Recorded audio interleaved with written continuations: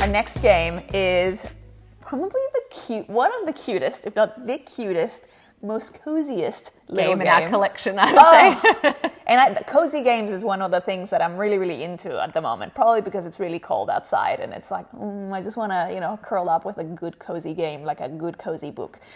So this is Creature Comforts by Roberta Taylor. And in Creature Comforts, we're all playing as different critter families in the forest, trying to deck out our home to have the most comfortable home ready for winter. So when we're going to be hibernating, locking ourselves away, just making sure that we've got all of the creature comforts in that house to have the best indoor winter ever.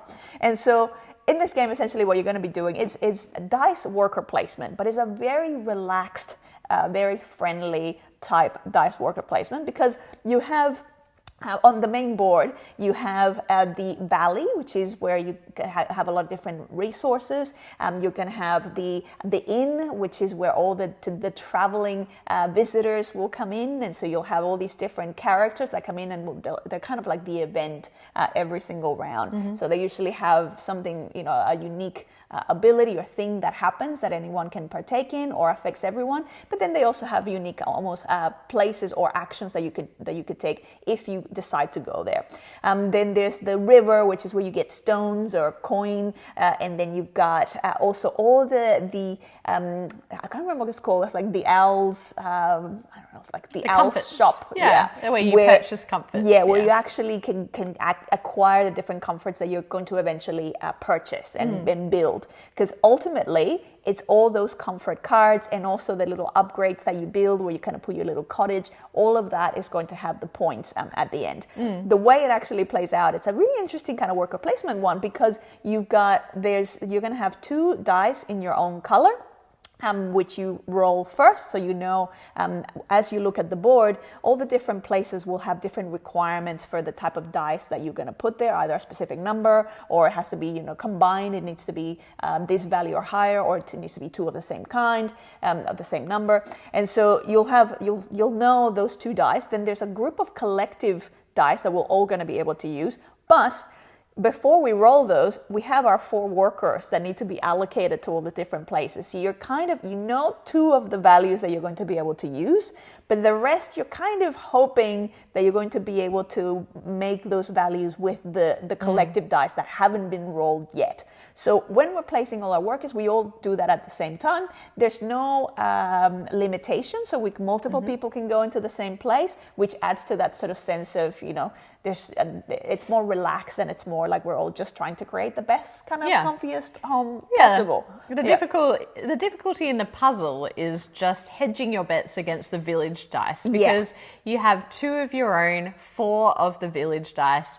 And so you have a sure thing in the 2. Yes. You're not sure what's going to come up in the 4. But if you hedge your bets well, you know that you're probably going to be able to achieve all of the things that you want to get done where your workers have been placed. Yeah, and of course there are more valuable dice worker placement spots that are going to have harder conditions to meet. So if it's going to provide you with more resources, it might say that you need to place 2 identical dice in this spot, and then you're really gambling on the fact that those village die might have a number that you need, or a pair if you need a pair. But not all is lost. If you end up having a worker that's out there that didn't actually manage to be lucky enough to get a die that met their needs, they learn a lesson. And so they come back home, they've learned a lesson, and the lesson is actually these little tokens, which are essentially a plus or minus, which will allow you to, in subsequent turns, alter the value of a die to make sure that they kind of,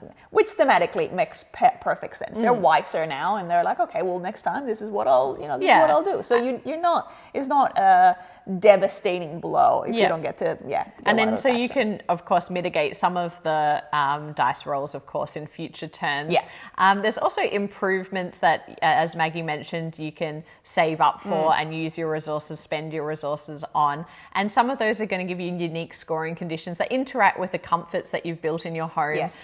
Some of them actually create new worker placement spots that you can use, but have slightly different rules to the regular worker placement spots. But all of the illustrations and the thematic integration in this game is really, really strong. Really good. If you look at the comfort cards, for example, they're, if you have a collection of musical instruments that go together, for example, or toys and board games, or you have the rocking chair, and then there's like a cup of tea. Like, so there's the synergies between different things. Yeah. Is like really nice. You can be really waiting for a card to appear, and then when it comes out, you're just like hoping that the person before you doesn't take that card. But there are multiples of each of the cards as well, so it never feels like, oh, that was my one chance and I've just lost it.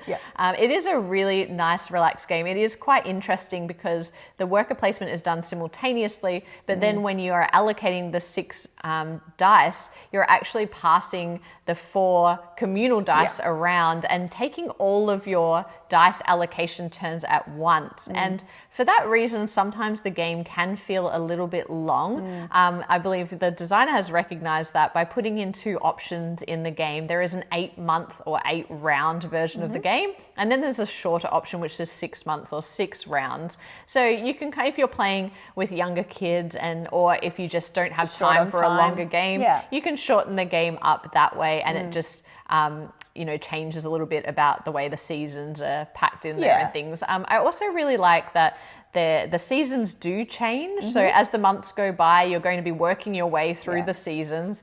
And in certain seasons, there are some resources that can't be harvested, just like in real life.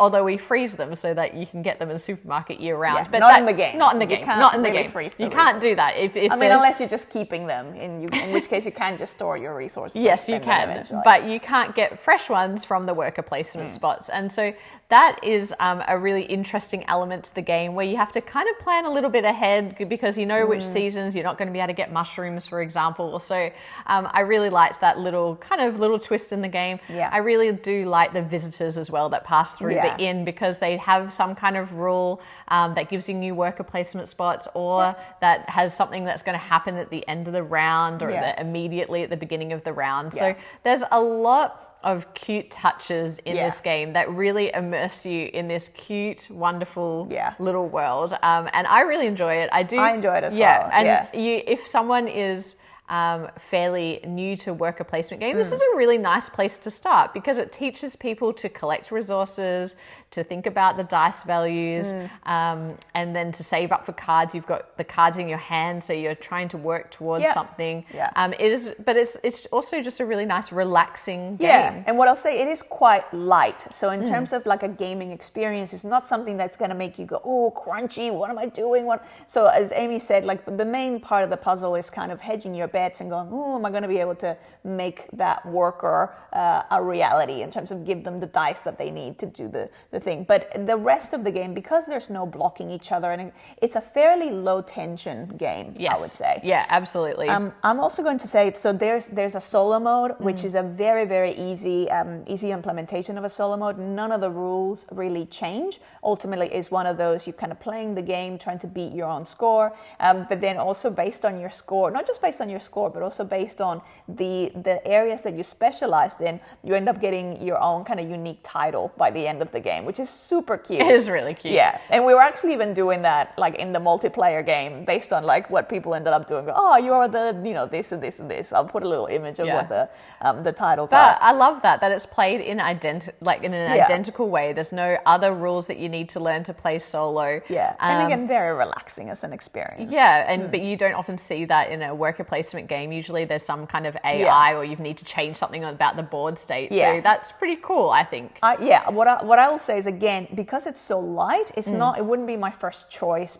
myself, because I tend to like a bit of a crunchier sort of thing as a solo experience. But again, like we've played this with people who are either new to board gaming, or who really love the sort of cute components, or are really attracted to the theme. So it's great for that. It does have a couple of expansions, and I think that was the thing that, like, if there were a couple of ways of making it harder, then I would probably want to like get it to the table more as a solo experience. There are a couple of expansions. One of them is from memory, I believe it's called Talents. So it's you kind of have unique abilities.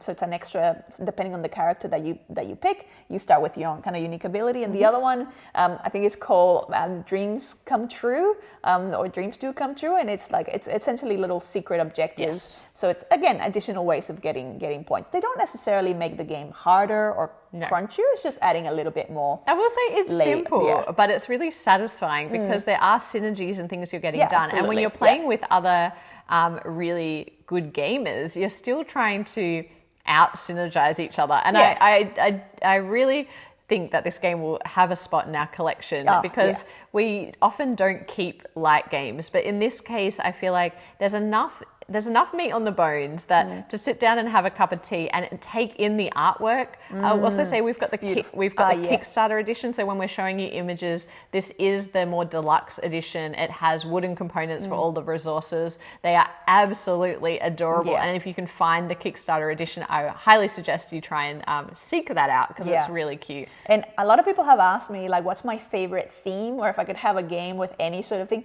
This is probably one of them. Like, building the coziest little setup for winter is like, I love that. So I think, theme-wise, art-wise, so many things that are so right with this game. So that is Creature Comforts.